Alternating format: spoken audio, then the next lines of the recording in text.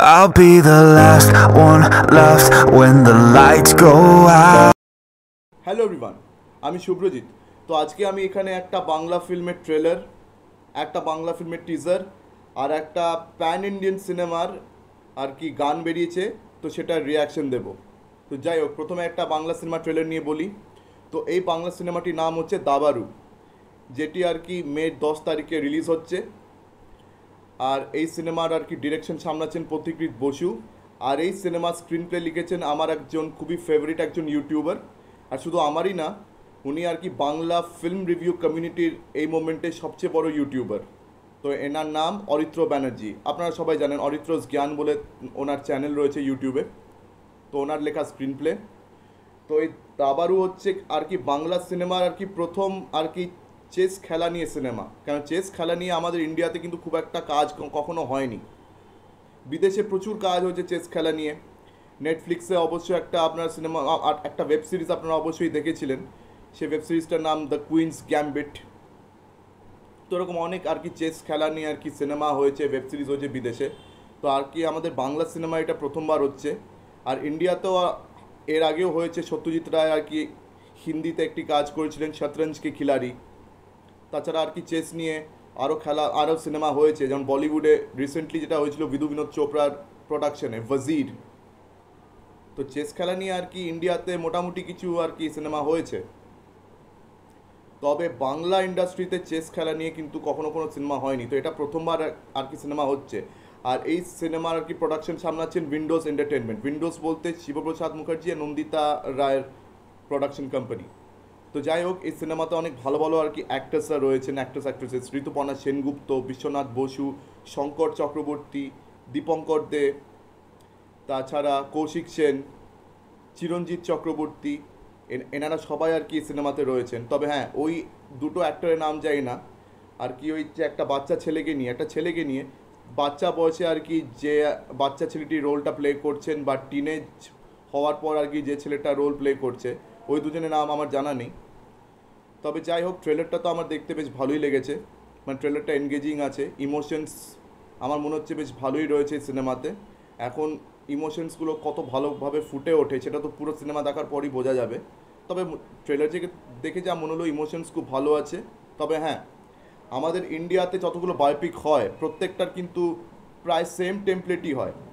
প্রথমে আর কি যে ক্যারেক্টার, সেই ক্যারেক্টারের রাইজ দেখানো হয়, তারপরে মাঝখানে এসে সেই ক্যারেক্টারটার আর কি ফল দেখি, তারপরে আবার সেই ক্যারেক্টারের রাইজ আমরা দেখি। তো ওই সেম টেমপ্লেটটা এখানেও ফলো করা হয়েছে। তো আর কি যেটা বললাম, অভিনয় তো এখানে সবারই খুব ভালো লাগছে। এখন দেখা যাক মে 10 তারিখে সিনেমাটা রিলিজ হওয়ার পরই বোঝা যাবে বাকি কি হয়েছে। তো যাই হোক, তো এটা গেল ট্রেলারের আর কি রিয়াকশন। এবারে বাংলা একটা সিনেমা এবারে টিজার বেরিয়েছে। তো সেটা হচ্ছে এবারে উইলিয়াম শেক্সপিয়ারের লেখা একটি প্লে রয়েছে অথেলো, ওটার অ্যাডাপ্টেশন। তো ওটার নাম হচ্ছে অথই। তো এবার অথই টিজারটা আমার খুব ভালো লেগেছে। তো এই সিনেমার আর কি ডিরেকশন সামলাচ্ছেন অর্ণ মুখোপাধ্যায়। উনি আর কি স্ক্রিন প্লেও লিখেছেন এই সিনেমার। আর তাছাড়া অর্ণ মুখোপাধ্যায় কিন্তু এখানে লিড রোল প্লে করছেন অ্যাজ অথই, মানে অথেলো রোল উনি প্লে করছেন। আর এইখানে এবারে ক্রিয়েটিভ ডিরেকশন সামলাচ্ছেন অনির্বাণ ভট্টাচার্য। তো এই অনির্বাণ ভট্টাচার্য যেই ছবির সাথে আর কি ক্রিয়েটিভ ডিরেকশনে জড়েন বা কখনো ডিরেকশনে জুড়ে যান, সেই ছবিটার কোয়ালিটি দারুণ হয়, সেটা কাজ খুব ভালো হয়। ঠিক যেমন আর কি হইচইতে একটা ওয়েব সিরিজ বেরিয়েছিল, আপনারা নিশ্চয়ই অনেকেই দেখেছেন, মন্দার, যেটি ম্যাকবেথের অ্যাডাপ্টেশন ছিল। মানে অসাধারণ কাজ ছিল, আমার কিন্তু খুব ভালো লেগেছিল মন্দার। তাছাড়া আরেকটি খুব ভালো কাজ অনির্বাণ ভট্টাচার্য করেছিলেন, সেটি একটা মানে কমেডি সিনেমা ছিল। খুব কম বাজেটের মধ্যে সিনেমাটি নির্মাণ হয়েছিল, বল্লভপুরের রূপকথা। এটাও আপনারা নিশ্চয়ই অনেকে দেখেছেন, এটাও খুব ভালো কাজ ছিল অনির্বাণ ভট্টাচার্য। আর তাছাড়া ওনার যে একটা মানে ব্যোমকেশ ওয়েব সিরিজ বেরিয়েছিল হইচইতে, ব্যোমকেশ ও পিঞ্জরাপোল, এটারও ক্রিয়েটিভ ডিরেকশনে কিন্তু অনির্বাণ ভট্টাচার্য যুক্ত ছিলেন। তো এই কাজটা অনির্বাণের খুব ভালো হয়েছিল। তো এখানেও আর কি অনির্বাণ ভট্টাচার্যর কাজ রয়েছে। আর শুধু ক্রিয়েটিভ ডিরেকশন নন, উনি এখানে ল্যাগোর রোল প্লে করছেন। মানে এখানে ওনার নাম গোগো। ওনার মানে অথেলোর যে ল্যাগো ক্যারেক্টারটা, সেই ক্যারেক্টারটা কিন্তু এখানে অনির্বাণ ভট্টাচার্য প্লে করছেন। তো অনির্বাণ ভট্টাচার্যকে আর কি সেই ক্যারেক্টারে খুব ভালো লাগছে। মানে উনি এমনিতেও খুব ভালো অভিনেতা, মানে খুবই তুখোড় অভিনেতা উনি। তো ওনার এখানেও কাজটা খুব ভালো লাগছে। আর সৈনী সরকার এখানে আর কি ডেস্টেমোনার রোলটা প্লে করছে। তো ভাই টিজারটা তো আমার খুবই এনগেজিং লেগেছে। আর অনির্বাণ ভট্টাচার্যের আর কি মন্দারের সাথে অথেলোর একটা সিমিলারিটি রয়েছে, মানে গল্পে না, ডেফিনেটলি দুটো আলাদা গল্প, কিন্তু হ্যাঁ, যেমন মন্দারটিকে আর কি একটি মানে বাংলার একটি রুরাল জায়গায় উনি বেস করেছিলেন। তো এখানেও আর কি যে অথই, এটাও কিন্তু বাংলার একটি গ্রাম্য জায়গাতেই বেস করা গল্পটা। তো অনির্বাণ ভট্টাচার্যের আর কি ছোঁয়াটা এই পুরো টিজারে আমি দেখতে পেয়েছি। সেই আর কি থিয়েটারের থেকে তোলা প্রত্যেকটা অ্যাক্ট্রেসেস, তাছাড়া সেই একটা টিপিক্যালি গ্রাম্য রাস্টিক ব্যাপার যেটা মন্দারও দেখতে পেয়েছিলাম, সেই রাস্টিক ব্যাপারটা এবার অথইতেও দেখতে পাচ্ছি। আর তাছাড়া অনির্বাণ ভট্টাচার্যের মানে তুখোড় অভিনয়, মানে এগুলো মিলে মিলে কিন্তু টিজারটা খুবই এনগেজিং হয়েছে। এইবারে আমি যে প্যান ইন্ডিয়ান ছবির কথা বলতে চাচ্ছি, এটার আর কি গান কালকেই বেরিয়েছে 3টে ভাষাতে, তেলেগু, তামিল, সরি, হিন্দি, তেলেগু আর বাংলা, 3টে ভাষাতে। তো বুঝতেই পারছেন কোন প্যান ইন্ডিয়ান ছবি, পুষ্পা দ্য রুল, পুষ্পা 2। তো এই গানটির আর কি ডিরেকশন দিয়েছেন দেবিশ্রী প্রসাদ, ডিএসপি, যাকে নিশ্চয়ই আপনারা অনেকেই জানেন। তো এই গানটি আর কি 3টে ভার্সনে আর কি রিলিজ করা হয়েছে। তো 3টে ভার্সনই শুনলাম। তো আর কি যে ভার্সনটা আমার সব থেকে খারাপ লেগেছে সেটা হচ্ছে হিন্দি। মানে হিন্দিতে যখনই আর কি কোনো সাউথের গানের আর কি যখনই মানে অ্যাডাপ্টেশন ঠিক না আর কি, যখনই হিন্দিতে সেই গানটা ডাব হয়, হিন্দিতে যখন লিরিক্স লেখা হয়, তো কোনো না কোনো কারণে আর কি সে ম্যাজিকটা যেটা মানে অরিজিনাল ভাষায় থাকে, সেটা কিন্তু আর কি হিন্দিতে সেই ভাষাটা মানে সেই ম্যাজিকটা আর কি কমে যায়, সে ম্যাজিকটা একটুখানি খারাপ হয়ে যায় হিন্দিতে কোনো না কোনো কারণে। সেটা জওয়ানের ক্ষেত্রেও আমরা দেখেছি। জওয়ানের আর কি গানগুলো যেগুলো ধরুন তামিলে শুনতে দারুণ লাগছে, হিন্দিতে কিন্তু শুনতে অতটা ভালো লাগছে না।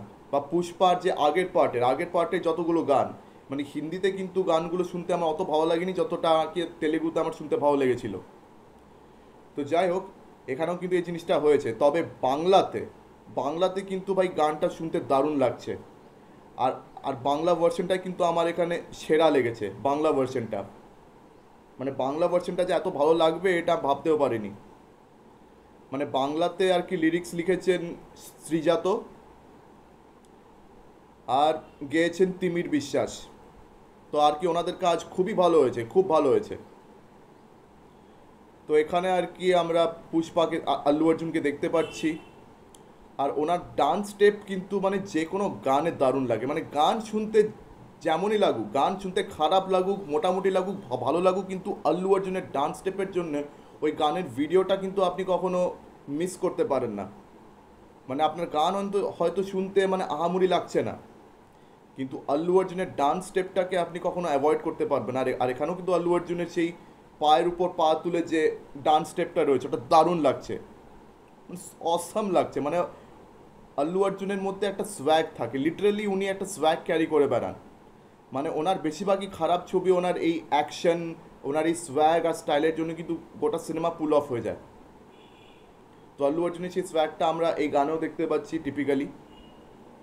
আর তাছাড়া এই মানে গানটা যখন শেষ হচ্ছে, তখন আল্লু অর্জুন সেই চাটাকে নিয়ে যেভাবে আর কি ডান্স করছে, মানে একটা আর কি কাপ ভরা চা, সেটাকে নিয়ে যেভাবে ডান্স করছেন, আর যেভাবে আর কি উনি বিস্কুট ডুবিয়ে খাচ্ছেন, মানে স্টাইলটা অসাম লাগছে ভাই, অসাম।